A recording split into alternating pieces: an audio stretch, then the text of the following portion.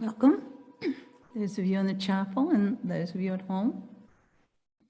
I'm LiBethe, one of your 7 Dharma leaders, and I'm really happy to see all of you here tonight. So if you're at home, you can wave to each other, and here maybe turn around and smile and say hi to some of the other people that are here tonight.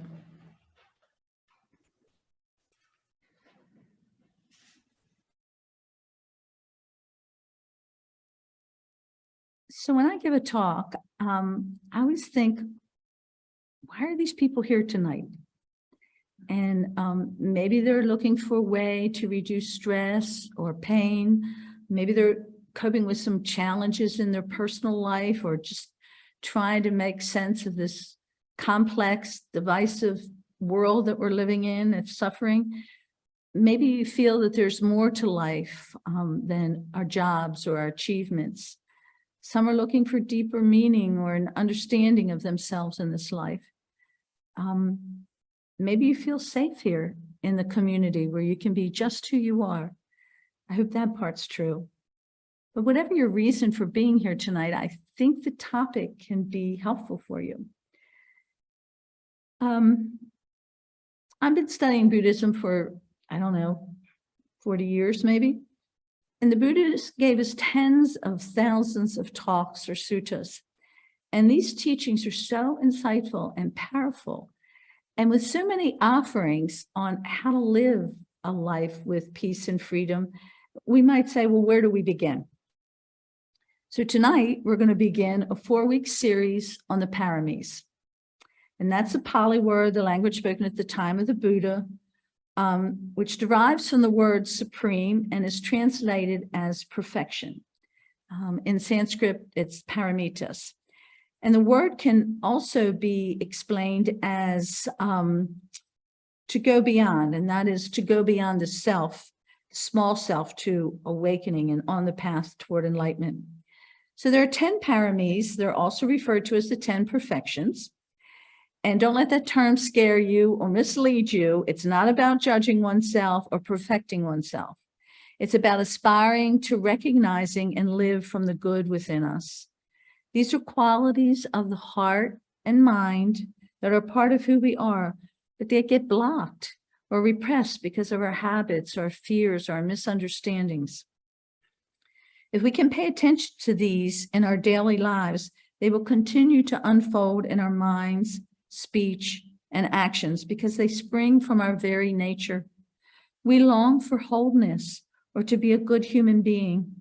As we move and deepen the qualities of the paramis, we begin to relax our clinging and open more to freedom and joy so that they become just a natural expression of who we are. So if you're looking for this list of paramis, you'll find them mentioned individually frequently, but not as a list. As part of the Pali Canon, which is where the Buddhist suttas are, there are what's called the Jataka tales. And these are fables, and they each deal with these paramis. The tales are about the Buddha and his lives previous to the one we know, where he's known as Siddhartha Gautama or Shakyamuni Buddha. And many of the stories deal with animals and are examples of how the Buddha developed the paramis in his previous lives until he became the Buddha that we know. So these 10 aspects are ways of training the mind. We might question, am I growing on this path? I've been following this. Am I growing? So the paramis are one of the few reliable ways of measuring our real accomplishment in this life. They're dependable and can support you in overcoming challenges of daily living. It's taught that these aspects are essential to moving toward liberation and are referred to as the requisites of enlightenment or completeness. They're often associated with the path of the Bodhisattva. That's one who is enlightened or is on the path to enlightenment and has vowed to remain here to help other beings. Over the next month, you'll hear more about each of these and ways of opening to and practicing them in your life. So what are these 10 paramis? I'm going to read them. And as I do, I want you to think about them in terms of your life.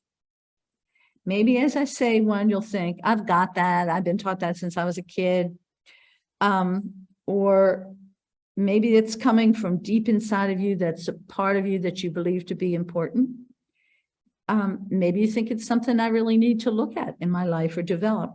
Or maybe you'll question why it's even on the list, but here they are. So think about them in terms of your life. The first one is generosity. Second, virtue. Third, renunciation. Fourth is wisdom. Fifth is energy. Then comes patience, truthfulness, determination, loving kindness, and equanimity. Although they are taught individually, they can also be viewed as supporting one another, and the development of one can deeply influence or be influenced by the development of the other. Each of the 10 reinforces the other. So, for example, if you're in touch with your ethics, you're going to naturally be truthful. If you're truthful, then that leads to an ethical life. If you practice renunciation in the letting go of clinging, you'll naturally become more generous. And as loving kindness permeates your heart and mind, you'll become more equanimous. So it sounds like these are pretty basic things, but the question is, are we truly living these moment to moment? Can you believe that transformation is possible? Do you feel like these are qualities that you can develop in your heart and mind? As I read them, was there one you felt was not me, or you know one to be your strong suit? Is there one that calls to you? Is there one that's difficult for you? Sometimes when we hear a Dharma talk, we think, yes, that sounds right, or that sounds like something to try on, but how do we do that? With the Paramis, you have the opportunity to practice on the cushion and off. On the cushion, as you watch your mind, you become aware of the hindrances that are preventing you from going into a deep meditation. Desire and clinging, aversion and anger, restlessness and worry, sloth and torpor, which is really tiredness, sleepiness, and doubt. These mind states might be keeping you from meditating. See if the Paramis can help. For example, if you wish the person next to you would stop wiggling, be a little bit still during the meditation, maybe you can try some patience. If you're sitting here thinking, I've got more important things to do than sitting here listening to this talk, right? Is that the truth? Is it really more important than this path for you? Where's your determination then? Are you feeling angry over something that occurred earlier? Maybe you can be generous and give the person the benefit of the doubt. Or in your wisdom, know the person is just like me. Are you critical of yourself because your monkey mind's on steroids this evening? Can you be patient with yourself or give loving kindness to yourself? If you're focused on dissatisfaction, can you move into wisdom and sense your clinging and let go and realize the impermanence of all things? If you're sleepy, can you bring up your energy? Feel the importance, remember the benefits, your motivation for being here? Open your eyes or stand up. Each week following the Dharma talk over the next month, you might want to work that week on those paramis discussed, even if you feel you already live it. Make an intention when you wake in the morning. Remind yourself during the day, is this an opportunity to practice patience? Was I generous with that person? Was I honest in what I said? In the evening before falling asleep, can you recall a time during the day when you practiced one of these? Remember, the practice is not about becoming something else, acquiring something else, being someone else, just allowing these qualities to emerge, to be mindful when you're functioning from one of these and when you are resistant to it. For example, did you practice determination when you thought you might skip your meditation in the morning? Were you able to let go and practice renunciation when your ego was reinforcing your clinging to your view or opinion? Daily challenges may present the opportunity to work with a particular one. If you feel a particular challenge or pain or feel stuck, look at the whole list. Which one might help you with the situation? So tonight I'm going to talk about the first parami, which is generosity. And the Pali word for that is dana. And most of you here, I think, or a number of you are aware of the word dana. Now, dana is mentioned in many of the suttas. And the practice of generosity is universally recognized as one of the most basic human virtues, quality that testifies to the depth of one's humanity and one's capacity for self-transcendence. In the teaching of the Buddha, it was the first topic he discussed. When the Buddha would travel from town to town over those many years, even before he would talk about the Four Noble Truths, he would talk about generosity. That was really crucial because the Buddha traveled to teach, and if people weren't generous with providing with food and clothing and at times shelter, if it weren't for the generosity of those people at the time of the Buddha, we wouldn't have these teachings today. A few years ago, we were able to go on a pilgrimage to Southeast Asia, and I can say that maybe the most profound, if not one of the most profound experiences, was when we were in Laos and we went to alms. You get up early in the morning when it's still dark, and you go out onto the street outside the monastery, and our guide had little stools for us to sit on. And you wait there, meditating, waiting for the monks to come out. And we had made arrangements to get a big straw basket of rice, and you roll the rice into little balls. And so when they're doing the alms rounds and they come by, you're not to look at them. You just give each one of them one of the rice balls. And we're providing food for these monks and nourishment for them, but they were providing so much for us in our being able to give to them. You know, in the Native American culture, giving is not only understood to be reciprocal, but it's also an honor. Much idea of giving and receiving in that tradition is cyclical. This concept, the circle of giving, reflects the spiritual belief of interconnectedness and serves to strengthen existing relationships and develop new ones. As it is an honor to give, it is equally an honor to receive. In a profoundly interdependent world, generosity is fundamental to the entire economy of life. Generosity allows us for our circle to widen, includes welfare of all beings. It's a way to bridge our perceived separations. Generosity is a manifestation of our complete connection.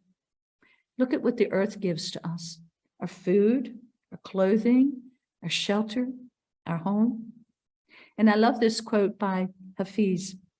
Even after all this time, the sun never says to the earth, "You owe me." Look what happens with a love like that. It lights up the whole sky. For some of the paramis, maybe it's not always easy to see in our practice, but the first one, generosity, is direct and tangible. The Buddha says, if a being knew as I know the results of giving and sharing, they would not eat without having given, nor would the stain of selfishness overcome their minds, even if it were their last bite, their last mouthful. They would not eat without having shared if there was someone to receive the gift. The Buddha says there are benefits to being generous, and here's what he says. You'll be dear and appealing to others. You'll be admired. You'll have a good reputation. You'll have confidence. And when this is all over, you'll go to a good place. So to give freely is to find release from attachment and egoism. Winston Churchill said, we'll make a living by what we get, but we make a life by what we give. So why aren't we more generous? What gets in the way? In the way of it needs some honest investigation. Are there underlying tendencies toward attachment and aversion and confusion? How it interferes? Are we fearful? Do we want something in return? Do we not want to be taken advantage of? Do we have scarcity mentality? Are we just doing a habitual thing and keep and not share? So, I know there was this woman who loved money more than anything, and her husband used to be really concerned about that. So he made her promise that when he died, she would take all the money she hoarded and put it in the casket and bury it with him. So while she's at the funeral, she's telling a friend about this. And the friend said, girl, I know you weren't foolish enough to put that money in the casket. And she said, I want to practice right speech. I can't lie. I wrote him a check. So to practice generosity, we ask ourselves, are we giving and receiving with mindfulness? Do we have an attitude of generosity? Is that our intention? What's happening in the body when you give? Is there a sense of ease and openness and loving kindness? Or is there a feeling of depletion, fear, confusion, contraction? When and with whom is it easiest to give? And with whom is it most difficult to give? And from whom can you easily receive? You know, sometimes accepting a gift is a gift to the giver. What do you value and what are you fearful of losing? Can you give without expectations of return or thanks? Are you giving beyond what is appropriate or healthy? So how do we cultivate generosity? A few weeks ago, Clyde talked about karma and talking about the importance of intention in karma. So true dana, true generosity, arises from intentions. So we have that intention and we start in small ways. We give a little frequently. We give loving kindness to those we care about. Kahlil Gibran said, you give but little when you give of your possessions. It is when you give of yourself that you truly give. Simple acts, pick up litter, open doors, smiles, let cars out of a side street, give praise to others, see something that needs to be done and do it. Give of your energy and your wisdom. And how about giving full attention to another? I have a family member who lives out of town and I know she's lonely, but when I call her, she talks and talks and talks and it's always the same thing and it's not very positive. And so I used to always multitask when I'd call her, you know, I'd have something that I'd be doing when I'd be on the phone with her. She wouldn't know this. And then I realized I can give her the gift of attention. I can just really be with her during that time. And so that's what I do now. I sit and I really try to be with her. You know, if we can let go of things, we really open to our Buddha nature. One small act of giving can have enormous repercussions in an interconnected world. So, you know, in Buddhism, we often take, and at the beginning of a retreat, we take the 5 precepts. So we know that's not to kill or lie or steal or engage in sexual misconducts or intoxication. So what is the gift of practicing these? Well, you're giving other people the freedom from fear, hostility, and oppression. You're giving them loving protection. And this is a way to be generous because if people know that we have these precepts, they can feel safe with us, they can trust us. And that's a wonderful gift. You know, in the Four Noble Truths, we hear that suffering or dissatisfaction is caused by clinging. Generosity is non-clinging and strengthens the factor of non-greed. If we're feeling scarcity or stinginess or separateness, dana may help to overcome. Your genuine intention to wish to be more generous is what matters. Now, this doesn't mean you can't have nice things. You know, the Buddha considered the morally just acquisition of wealth and financial security for the layperson is a skillful source of happiness. But wealth is not an end in itself. Giving is powerful merit. Giving freely out of compassion with expecting nothing in return. One of my teachers used to say, never suppress a generous inclination. You know, the nature of the gift is less important. Buddha said, before giving, the mind of the giver is happy. While giving, the mind of the giver is peaceful. And having given, the mind of the giver is uplifted. What else can we learn from generosity?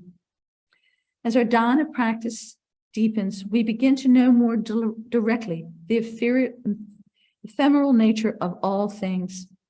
What can we really possess after all? A couple of weeks ago, Debbie talked about the 5 remembrances. If you recall, one of them is that everything that we own and possess and love, one day it'll all be gone. So we never really own anything. It's just a flow of getting, possessing, and giving. just spaciousness that allows all of these things to remain in this natural flow. So maybe each day you can let go a little bit, something you're grasping tightly to. Things like thoughts and ideas and assumptions and expectations. It can feel so good to let go of some of those. In the back, we have a Dana box. And you know that Dana means generosity. And that's a place for people to give their gifts to our Sangha. But there's more than one way to give that. Give them of your energy and of your time, like our greeters or technicians that can help us, or the committees. Buddha said, let me read you a quote from Rumi first. You have no idea how hard I've looked for a gift to bring you. Nothing seemed right. What's the point of bringing gold to the gold mine or water to the ocean? Everything I came up with was like taking spices to the Orient. It's no good giving my heart and my soul because you already have these. So I've brought you a mirror. Look at yourself and remember me. Buddha said, all nobly born, you are the sons and daughters of the Buddha. Always remember this. Maybe you're longing for something that can only be fulfilled, not by getting, but by giving. So I hope these offerings will help you. So when you leave here tonight, know that these paramis, generosity, ethics, renunciation, wisdom, energy, patience, truthfulness, determination, loving kindness, and equanimity. These are qualities of your heart and mind, a part of your nature. May you deepen in recognition of who you really are. That's caring for ourselves and the world. Thank you.